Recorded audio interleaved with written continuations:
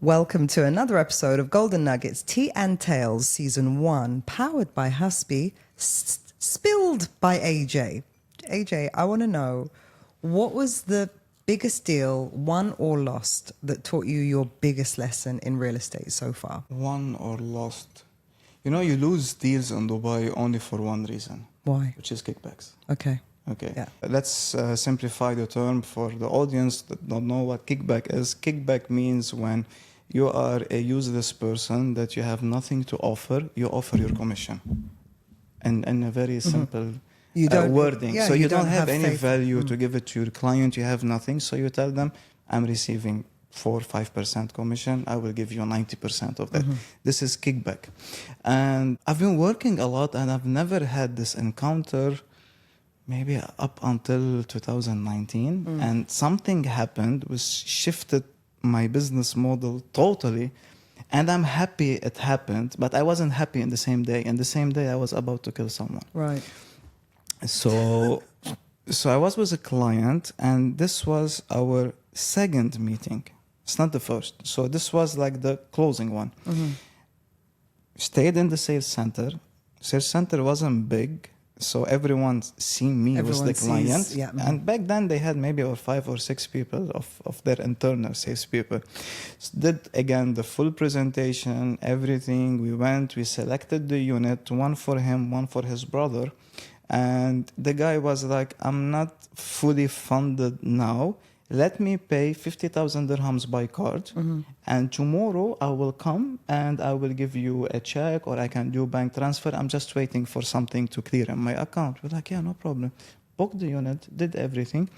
But he didn't sign a reservation form because he needed to pay the full amount. Right. Okay. We stood up and we were about to leave. And then there was another real estate broker, owner, and the driver. And they saw the guy that was with me and they're like, hey, how's it going? You're here? Yeah. Okay, hope everything is fine. I said hi to them as well and we left. Second day, I called the guy. I'm like, what time shall we meet? Because I'm here already. Shall I wait for you? He was like, oh, no. I came in the morning and I paid everything and I finalized the deal. I'm like, okay. With someone else? With them? No, he didn't say anything. Okay. But congratulations. Wishing you many more to come. Wait, so you didn't ask any questions? You just congratulated Why would I think? I was in the sales center with the guy for 2.5 hours. Okay, I made the presentation. I sat down. He put the booking. I am the agency. Yeah. I'm the agent. I'm there. Why would I even think? Yeah. Right? So I went to my sales guy. And I'm like, well, you didn't tell me he came to finalize. He was like, yeah. So at this stage you thought he finalized through you still, and he just dealt with it in the morning? Because there was no other option. Okay, yeah. Why would I think? So you said congratulations in a nice way, like, Yeah, okay, wishing now you I have many more. I have my day Anyway, free. I always say congratulations and wishing you many more Yeah. to come. I always say the sentence.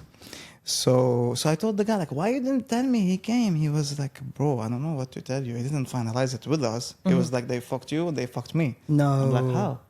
He was like, yeah, he closed with that guy. I'm like, but he can't. I was with him.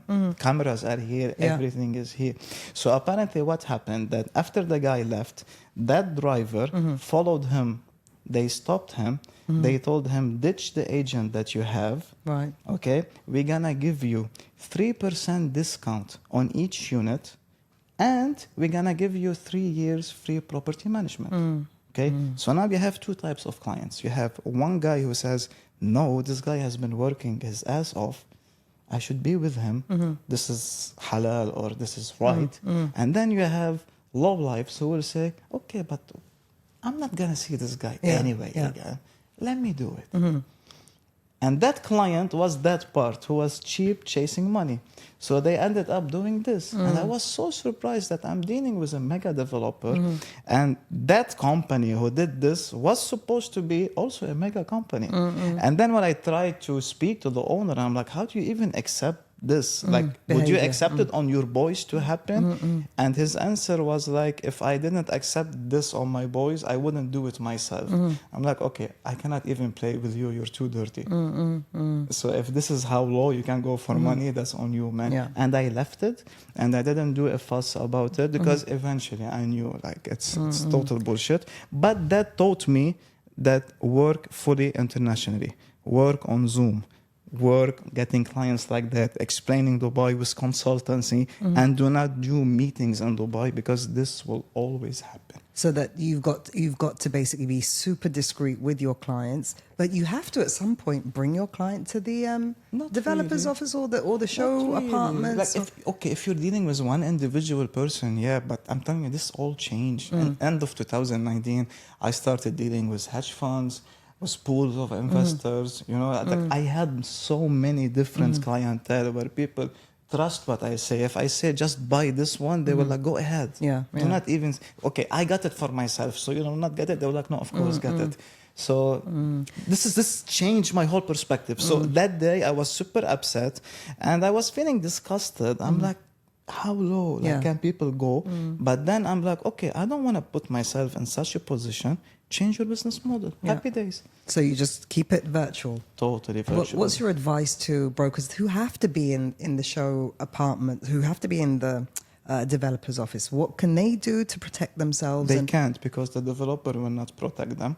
The developer will simply tell you, I will never get into this. Whoever comes with the check will get the deal done. Right. Even though I came with the check, but it didn't happen because there's always some people who know people and they do stuff. So I don't think anyone can win in this game.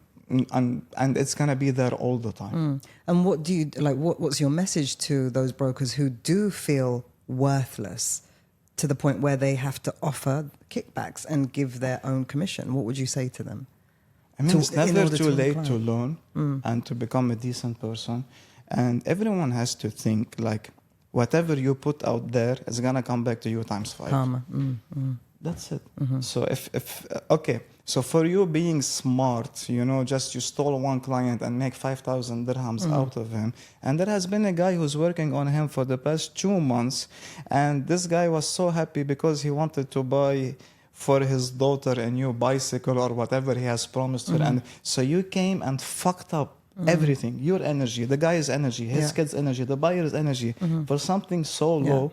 You're gonna rot in hell, man. So it's never too late to wake up, to start saying, this is bullshit. I need to change as a human. I need to be a better person. And once you become a better person, blessings start to fall from the sky.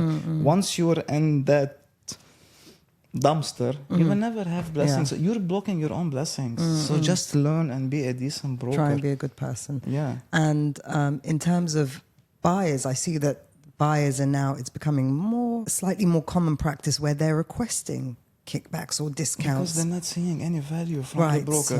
So let me tell you what I do it differently.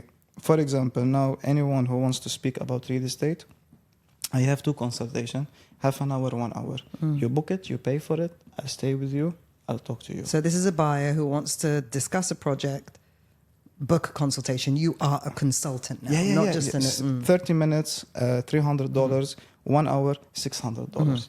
If you cannot afford these 2, you're not my client. Right. Number 1. Number 2, But what if they book a consultation with you and you advise them, go ahead with this unit, and they book that through someone else? Or it's okay. Even if it does, it's okay. So many times people called me for Ras Al Khaimah project and they wanted the advice and I gave them and they did it. Yeah. So I'm not chasing the money, but the way I made this is just to filter out the noise. Okay. So you know that was how many lonely people that they just want to chat all night? I don't want to do that. And you have how many followers on? I don't know. Thousands and thousands. Whatever, and they're just messaging you for advice. Randomly or on YouTube or something. Or I bought this unit and I got screwed. What shall I do with it? On all of this. So now, I have made the consultancy. Also, if you have any issue with a developer, I can help you. If a developer is delaying the handover, I can not sue them, but can get you a compensation for that 1 year of delay, whether it's rent or removing service charges. Any other cases happening with developers related to land department, I have the solution for it. So yeah, I do my consultation. Once I'm doing my consultation, immediately it's a Zoom call.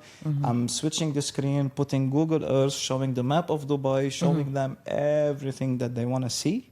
Okay, and then later on we can get into units, into availability, how does the process work, how does everything work. And I'm so transparent, I tell them exactly how it will go. So monetizing your advice. That's it. Okay. That's it. And if someone doesn't want to do that, like the market is full of free brokers. But make sure, do not come to me next year, tell me I got screwed, because I'm going to screw you with charging you 10 times more. Okay, so get the advice from early on from you. Right. Thank you very much. Share this with someone who needs to hear it.